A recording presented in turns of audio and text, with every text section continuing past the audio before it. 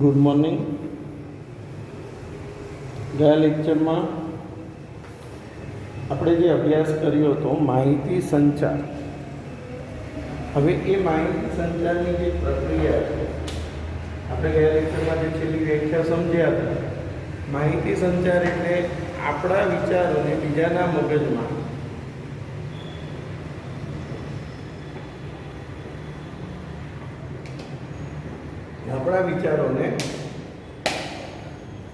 બીજાના મગજમાં દાખલ કરવાની પ્રક્રિયા, એને શું કહેવાય? માહિતી સંચાર. હવે આજે માહિતી સંચાર છે એની વાત કરીએ તો માહિતી સંચારની પ્રક્રિયાના તબક્કાની આપણે વાત કરીએ છીએ.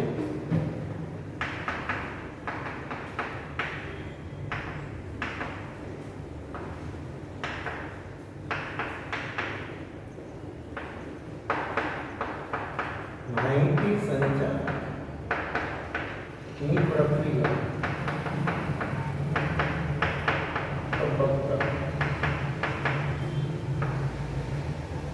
હવે માહિતી સંચારની પ્રક્રિયાના જે તબક્કાની વાત કરવાની, તો પહેલા આપણે એ પ્રક્રિયા આખી સમજીશું. પહેલા તો માહિતી. તો માહિતી કોને કહેવાય? આધાર સામગ્રી પર પ્રક્રિયા કર્યા બાદ મળતી નિપજ એટલે માહિતી. આધાર સામગ્રી પર પ્રક્રિયા કર્યા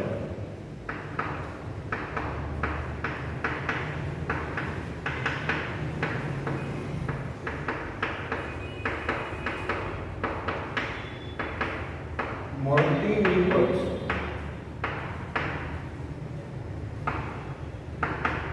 એટલે માહિતી. એટલે તમે કોઈ પણ આધાર સામગ્રી એટલે કોઈ પણ પ્રકારની કોઈ આધાર એના ઉપર તમે કોઈ તપાસ કરવાથી જે તમને પરિણામ મળે એને શું કહેવાય? માહિતી કહેવાય. બરાબર છે. ઉદાહરણ તરીકે એક વસ્તુના 5 સ્થળેથી ભાવ લેવામાં આવે.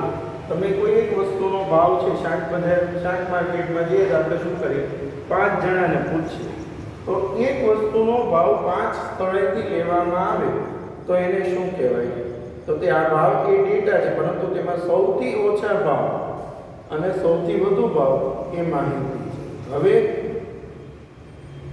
માહિતી સંચારની જે પ્રક્રિયા છે એના સોપાનો નીચે મુજબ છે. માહિતી સંચારની પ્રક્રિયાના સોપાનો. સોપાનો કયો?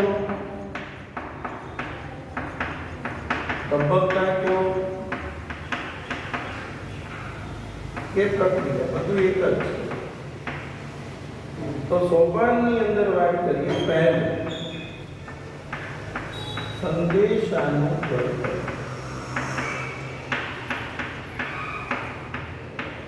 તમારે કોઈ માહિતી મેળવવી હોય તો સૌ પ્રથમ તો તમારે કોઈ સંદેશાનું ઘડતર કરવું પડે. સંદેશાનું ઘડતર એટલે કે આપણે કોઈ એક મેસેજ છે તૈયાર કરવો પડે અને એ મેસેજ છે એ આપણે બધાને આપવું પડે, મોકલવું પડે. એટલે સૌ પ્રથમ પહેલું કામ જે થશે એ શું થશે? સંદેશાનું ઘડતર. હવે આ જે સંદેશાનું ઘડતર તમે કરો એ સૌ પ્રથમ આપણા મગજની અંદર કોઈ એક સંદેશો છે એ ટાઈપ થવો જોઈએ અને પછી આપણે એ સંદેશો મોકલી શકીશું. આપણે ક્યારેક કોઈ વ્યક્તિને કોઈ વાત કરવી હોય તો પહેલાં વિચારીએ કે આપણે એને શું કહેવું, પછી આપણે આગળ વધીએ છીએ. એટલે કે પહેલાં સંદેશાનું ઘડતર થવું જોઈએ. તો જો માહિતીની આદાન પ્રદાનની પ્રક્રિયામાં સંદેશાની રચના કરવામાં આવે છે. મેસેજ જે મગજમાં છે એ પહેલાં તૈયાર કરવામાં આવે છે. બરાબર. માહિતી સંચારની આદાન પ્રદાનની પ્રક્રિયામાં સંદેશાનું ઘડતર કરવામાં આવે છે. બરાબર છે. હવે સંદેશો કેવો હોઈ શકે? સંદેશો મૌખિક હોય, લેખિત હોય, શાબ્દિક હોય કે અશાબ્દિક હોય. મૌખિક હોય, લેખિત હોય, શાબ્દિક હોય કે અશાબ્દિક, કોઈ પણ પ્રકારનો સંદેશો હોઈ શકે. તો સૌપ્રથમ પહેલું જે કામ છે એ આપણા મગજની અંદર સંદેશાનું ઘડતર થશે કે આપણે કઈ માહિતી મેળવવી છે એને અનુરૂપ પહેલાં આપણા મગજની અંદર એક સંદેશો આપણે તૈયાર કરીએ છીએ. હવે એક વખત એક સંદેશાનું ઘડતર થઈ જાય મગજની અંદર, બરાબર. દાખલા તરીકે એનું એક બહુ સારું ઉદાહરણ હતું કે તમારે રાજકોટથી રાત્રે 8 કલાક પછી વડોદરા જવા માટે બસ કેટલા વાગે મળશે? તમારે જાણવું છે કે ભાઈ રાજકોટથી વડોદરાની બસ રાત્રે 8 વાગ્યા પછી કેટલા વાગે મળશે, તો તમે શું કરશો? તો જે મગજની અંદર પહેલા એક સંદેશો તૈયાર કે ભાઈ રાજકોટથી રાત્રે 8 કલાક પછી વડોદરા જવા માટે બસ કેટલા વાગે મળશે, તેવા પ્રશ્નની આપણા મગજમાં રચના થાય. પહેલા આપણા મગજની અંદર આવો એક પ્રશ્ન તૈયાર થાય કે ભાઈ આપણે આ માહિતી મેળવવી છે તેને અનુરૂપ કયો પ્રશ્ન પૂછો, તો એ પ્રશ્નની રચના મગજમાં કરવામાં આવે. એકવાર આ સંદેશાનું ઘડતર થાય, આ પ્રશ્નની મગજમાં રચના થાય, ત્યારબાદ માધ્યમની પસંદગી. હવે કોઈ પણ વ્યક્તિને તમારે કોઈ માહિતી પહોંચાડવી તો માધ્યમ કે ભાઈ તમે કઈ રીતે આ સંદેશો પહોંચાડશો, બસ કેટલા વાગે, ક્યાં તો તમે મોબાઈલ ફોનથી ફોન કરશો, લેન્ડલાઇન ફોનથી ફોન કરશો, ઇન્ટરનેટ ઉપર સર્ચ કરશો, આવા અલગ અલગ ઘણા બધા ઓપ્શન હોય છે. તો આમાંથી આપણે વિચારવું પડે કે આપણે કયા માધ્યમથી આગળ વધવા માટે, એટલે માધ્યમની પસંદગી કે કયા માધ્યમનો આપણે માહિતી મેળવવા માટે ઉપયોગ કરીશું. તો જો સંદેશાની રચના કર્યા પછી સંદેશો મોકલવા માટે રૂબરૂ અથવા માહિતી સંચારના સાધનો, કાં તો માણસ રૂબરૂ જશે અથવા માહિતી સંચારના સાધનો, માહિતી સંચારના સાધનો, કાં તો તમે રૂબરૂ બસ સ્ટેશને જઈને પૂછી લો અથવા માહિતી સંચારના જે સાધનો છે પૈકી કોઈ એક અથવા એક કરતાં વધુ માધ્યમોની પસંદગી, આ કોઈ એક માધ્યમની પસંદગી કરીશું અથવા એક અથવા વધુ માધ્યમ, એટલે કે માહિતી મેળવવા માટે જે સંદેશો ટાઈપ કર્યો આપણા મગજમાં, એ સંદેશો મોકલવા માટે આપણે માધ્યમની પસંદગી કરીએ છીએ. અને માધ્યમની જે પસંદગી કરવામાં આવે છે, બરાબર છે, સંદેશાની રચના કર્યા પછી સંદેશો મોકલવા માટે રૂબરૂ અથવા માહિતી સંચારના સાધનો પૈકી કોઈ એક અથવા એક કરતાં વધુ માધ્યમોની પસંદગી કરવામાં આવે છે. હવે એકવાર એક માધ્યમની પસંદગી થઈ જાય, દાખલા તરીકે સંદેશો મોકલવા માટે ટેલિફોનના માધ્યમની પસંદગી કરવામાં આવે છે, બરાબર. જેમ કે આપણે ટેલિફોન દ્વારા માહિતી મેળવીએ છીએ. હવે માધ્યમની એકવાર પસંદગી થઈ જાય ત્યારબાદ સંદેશો મોકલવો. હવે તમારે જ્યાંથી માહિતી મેળવવાની છે બસ સ્ટેશન પર, તો ત્યાં તમે સંદેશો મોકલશો. સંદેશો મોકલશો એટલે તમે ફોન કરશો, બરાબર છે. સંદેશાની રચના અને માધ્યમની પસંદગી કર્યા પછી સંદેશો મોકલવામાં આવે છે. ટેલિફોન દ્વારા તમે ફોન કરીને પૂછશો કે ભાઈ રાજકોટથી રાત્રે 8 વાગ્યા પછી વડોદરા જવા માટેની બસ ક્યારે મળશે, એવું આપણે પૂછીશું. એટલે સૌપ્રથમ આપણે સંદેશાનું ઘડતર કર્યું, પછી માધ્યમની પસંદગી થઈ, પછી સંદેશો મોકલવામાં આવે. સંદેશો મોકલવામાં આવે, એકવાર તમે આ સંદેશો મોકલી દો ત્યાર પછી સંદેશો સ્વીકાર. તમે જે વ્યક્તિને ફોન કરેલો છે, જે બસ સ્ટોપ ઉપર, બસ સ્ટેશન ઉપર કે જે ઇન્ક્વાયરી કાઉન્ટર ઉપર વ્યક્તિ બેઠી છે, એને તમે પ્રશ્ન પૂછશો કે ભાઈ આ બસ કેટલા વાગે મળશે. એ વ્યક્તિએ પ્રશ્નનો સ્વીકાર કરશે, સમજશે. પહેલા એના મગજની અંદર તરત જ તે એને લગતી કે તમે પ્રશ્ન પૂછશો એટલે એના મગજમાં તરત એની પ્રક્રિયા થશે કે ભાઈ આ વ્યક્તિ મને આવું પૂછી રહ્યો છે, એટલે સંદેશાનો એ સ્વીકાર કરે. હવે સંદેશો મોકલનાર સંદેશો મોકલે છે ત્યારે સંદેશો મેળવનાર સંદેશાનો સ્વીકાર કરે. મોકલનાર સંદેશો મોકલે છે તો સામે વ્યક્તિ છે એ સંદેશાનો સ્વીકાર કરે છે. ટેલિફોન દ્વારા રાજકોટથી રાત્રે 8 કલાક પછી બરાબર વડોદરા જવા માટે બસ ક્યારે મળશે તેવો સંદેશો મળે છે. હવે આપણે આ જે સંદેશો એને સ્વીકારી લીધો, હવે એના મગજની અંદર એનું અર્થઘટન કરશે. એટલે પાંચમો જે તબક્કો છે એ સંદેશાનું અર્થઘટન. એના મગજની અંદર એ આખો સંદેશો જે આપણે એને મોકલેલો છે એનું અર્થઘટન થશે. એ વિચારશે કે એને મને જે પ્રશ્ન પૂછ્યો છે એનો હવે મારે શું જવાબ આપવો. આપણે કોઈ વ્યક્તિને જ્યારે જવાબ આપીએ છીએ તો સૌપ્રથમ આપણે એનો પ્રશ્ન સમજીએ છીએ કે આપણને શું કહેવા માંગે છે. પહેલા પ્રશ્ન સમજવાનો પછી જ જવાબ મળે, બરાબર છે. ઘણી વખત કેવું બનતું હોય છે કે આપણે પ્રશ્ન જાણ્યા વિના સીધો જવાબ આપવા લાગીએ, ત્યારે મિસકમ્યુનિકેશન. એટલે મિસકમ્યુનિકેશન ના થાય એના માટેનું બહુ મહત્વની બાબત શું છે કે આપણે પહેલા સંદેશો શું છે સમજવો પડે, એનું મગજની અંદર અર્થઘટન કરવું પડે કે આપણને આમ કહેવા માગે છે, બરાબર છે. તો આજે અર્થઘટન થઈ જાય એક વખત સંદેશામાં, તો સંદેશો મોકલનાર સંદેશામાં એવી ભાષા અને શબ્દોનો ઉપયોગ કરે છે જેથી સંદેશો સ્વીકારનાર તેનું યોગ્ય અર્થઘટન કરી શકે. સંદેશો સ્વીકારનાર છે તેનું યોગ્ય રીતે અર્થઘટન કરે છે અને એના મગજની અંદર એ આખો જે સંદેશો છે એ ફિક્સ થઈ જાય કે ભાઈ મને આવો પ્રશ્ન આ વ્યક્તિ પૂછવા માંગે છે. અને સંદેશાનું એક વખત અર્થઘટન થઈ જાય ત્યારબાદ સંદેશાનો પ્રત્યુત્તર આપણે કહીએ છીએ કે ભાઈ એપ્લાય કરો તો રિપ્લાય મળે. એમ અહીંયા પણ તમે પ્રશ્ન પૂછશો, તમે એપ્લાય કરો છો તો સામે તમને શું આવશે? રિપ્લાય. સેન્ડર એન્ડ રિસીવર એ વ્યક્તિ તમને સામે શું આપશે? જવાબ આપશે. તો સંદેશાનો પ્રત્યુત્તર શું છે? જે વ્યક્તિને તમે સંદેશો મોકલેલો છે એ વ્યક્તિ તો એ સંદેશાનું મગજમાં અર્થઘટન કરે છે અને એનો તમને પ્રત્યુત્તર આપે છે, જવાબ સામે આપે છે. કે સંદેશો સ્વીકારનાર સંદેશાનું યોગ્ય અર્થઘટન કરે છે અને તેનો પ્રત્યુત્તર આપે. સંદેશો સ્વીકારનાર રાજકોટથી રાત્રે 8 કલાક પછી વડોદરા જવાની બસ ક્યારે મળશે તેનો પ્રત્યુત્તર આપે છે. એટલે આ છે માહિતી સંચારના સોપાનો અથવા એના પગથિયા. ફરીવાર સમજો. પહેલું, સંદેશાનું ઘડતર. તમે જે માહિતી મેળવવા માંગો છો એને લગતો સંદેશો તમારા મગજની અંદર તૈયાર થાય. એ સંદેશો મૌખિક હોય, લેખિત હોય, શાબ્દિક કે અશાબ્દિક હોય. પછી તમે સંદેશો મોકલવા માટે માધ્યમની પસંદગી કરશો. માધ્યમમાં તો કે તમે ફોન દ્વારા રૂબરૂ ત્યાં જઈને પૂછશો અથવા તમે ફોન દ્વારા જાણકારી મેળવશો. એ માધ્યમની પસંદગી કરવામાં આવે છે.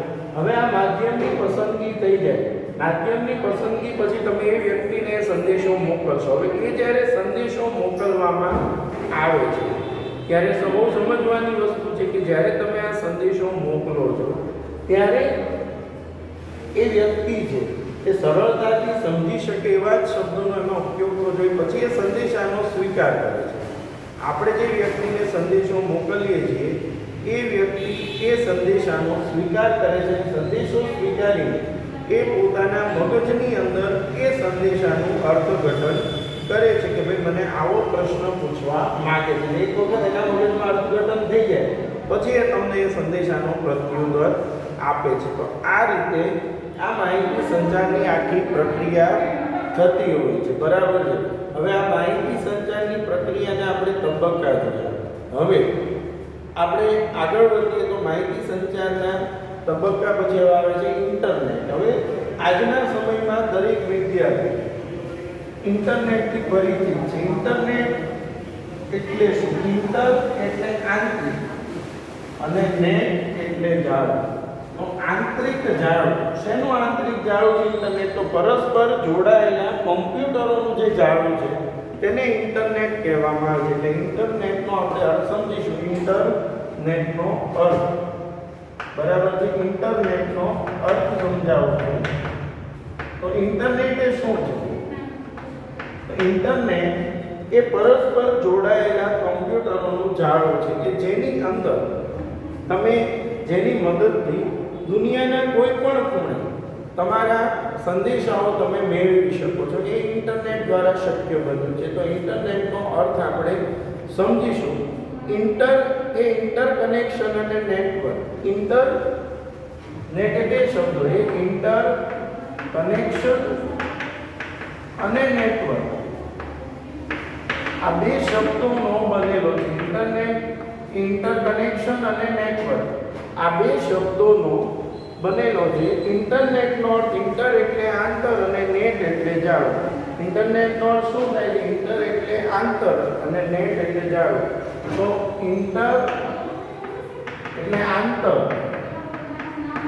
અને નેટ એટલે જાળું. તો આ શેનું જાળું છે? તો કે પરસ્પર જોડાયેલા કોમ્પ્યુટરોનું જે જાળું છે એ ઇન્ટરનેટ છે. તો ઇન્ટર એટલે આંતર અને નેટવર્ક, નેટ એટલે જાળું. આમ ઇન્ટરનેટ એટલે આંતરજાળ. ઇન્ટરનેટ એ વિશ્વની સૌથી મોટી કોમ્પ્યુટર સંચાલિત સિસ્ટમ છે. World's largest system. વિશ્વની સૌથી મોટી સિસ્ટમ છે જે કોમ્પ્યુટર આધારિત એ કઈ છે? કોમ્પ્યુટર સંચાલિત સિસ્ટમ વિશ્વની સૌથી મોટી એ ઇન્ટરનેટ છે. બરાબર છે. ઇન્ટરનેટ એ વિશ્વની સૌથી મોટી કોમ્પ્યુટર સંચાલિત સિસ્ટમ છે જેના બીજા નામો જેવા કે હવે ઇન્ટરનેટના બીજા નામ શું છે? The net. ઇન્ટરનેટના બીજા નામ શું છે? The net, information super highway, information super highway, information super highway અને સાયબર સ્પેસ, સાયબર સ્પેસ વગેરે. ઇન્ટરનેટ જે છે એના બીજા નામ શું છે? ધ નેટ છે, information super highway, cyber space વગેરે તેના બીજા નામો છે. બરાબર. કમ્પ્યુટર્સના જૂથને માહિતી અને સંસાધનોના સહિયારા ઉપયોગના હેતુસર એકબીજા સાથે જોડવામાં આવે તો તેને નેટવર્ક કહે. જો કમ્પ્યુટર્સના જૂથને તમે એક સાથે કોઈ એક સંસ્થાના 15, 20, 25 કોમ્પ્યુટરોને જોડી દો તો તેને નેટવર્ક કહેવાય. શા માટે આપણે એક સંસ્થાના બધા કોમ્પ્યુટરને જોડીએ છીએ? તો સરળતાથી કામ કરી શકાય એના માટે તમે કોઈ એક સંસ્થાના બધા કોમ્પ્યુટરને જોડી દો છો તો તેને નેટવર્ક કહે છે. બરાબર છે.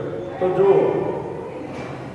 કમ્પ્યુટર્સના જૂથને માહિતી અને સંસાધનોના સહિયારા ઉપયોગના હેતુસર, બરાબર છે, કમ્પ્યુટરના જૂથને માહિતી અને સંસાધનોના સહિયારા ઉપયોગના હેતુસર એકબીજા સાથે જોડી દેવામાં આવે.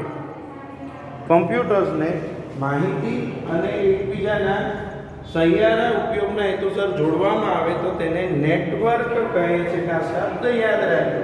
તમે કોઈ એક જ જગ્યાએ બધા કોમ્પ્યુટરને જોડી દો તો એને શું કહે છે? નેટવર્ક. કોમ્પ્યુટરના અમુક જૂથોને એકબીજા સાથે જોડી દેવામાં આવે તો તેને નેટવર્ક કહે છે. આ કમ્પ્યુટર્સ કોઈ બિલ્ડિંગના એક ઓરડામાં પાસે હોય, કોઈ એક બિલ્ડિંગના ઓરડામાં પાસે હોય, વિશાળ જગ્યામાં પથરાયેલા જુદી જુદી ઓફિસોમાં, દૂરના સ્થળે પણ હોઈ શકે. આમ નેટવર્કનો વિસ્તાર પાસેના કોમ્પ્યુટરથી લઈને વિશ્વના વિસ્તારના, એટલે કે આજે તમે જુઓ તો કોઈ એક બેંક છે, એ બેંકના બધા જ કમ્પ્યુટર એકબીજા સાથે જોડાયેલા છે.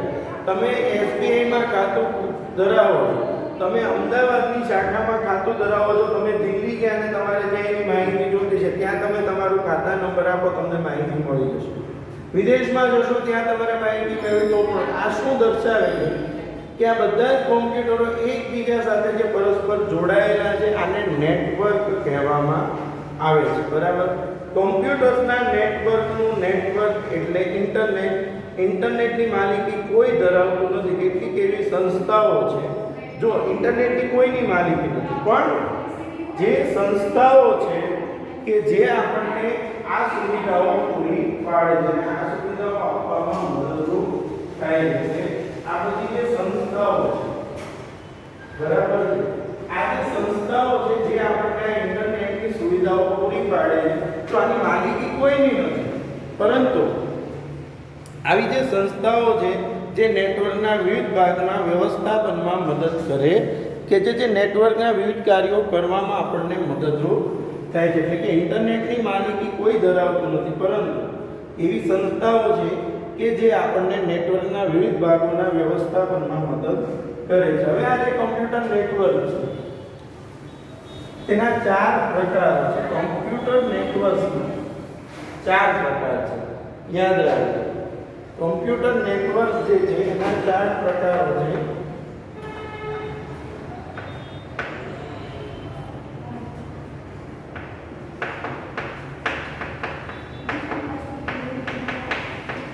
તો કમ્પ્યુટર નેટવર્કના પ્રકારો 4 છે.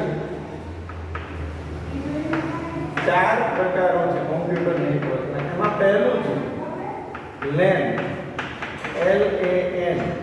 બીજું છે CAN, LAN CAN MAN WAN.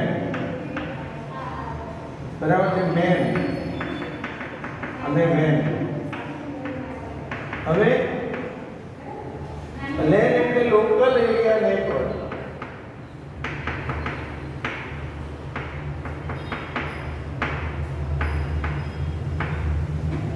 પછી CAN એટલે computer campus area network. Campus area network. MAN એટલે મેટ્રોપોલિટન એરિયા નેટવર્ક.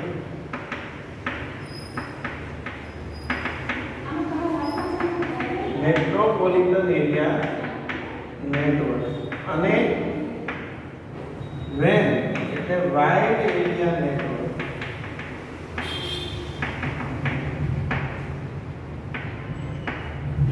તો આ કોમ્પ્યુટર્સ જે છે એના નેટવર્કના 4 પ્રકારો છે: local area network, campus area network, metropolitan area network ને વાઇડ. પહેલા લેન લોકલ એરિયા નેટવર્ક એટલે કે એક નિશ્ચિત સ્થળ પરના કોમ્પ્યુટર, એક નિશ્ચિત સ્થળ, કોઈ એક બિલ્ડિંગ જેમાં 50 કોમ્પ્યુટર છે, બધા એકબીજા સાથે જોડાયેલા છે, કોઈ કંપનીની ઓફિસ, તો કોઈ એક નિશ્ચિત સ્થળના જે વિવિધ કોમ્પ્યુટરો એકબીજા સાથે જોડાયેલા છે, કોઈ નિશ્ચિત સ્થળના વિવિધ કોમ્પ્યુટર એકબીજા સાથે જોડાયેલા છે, એને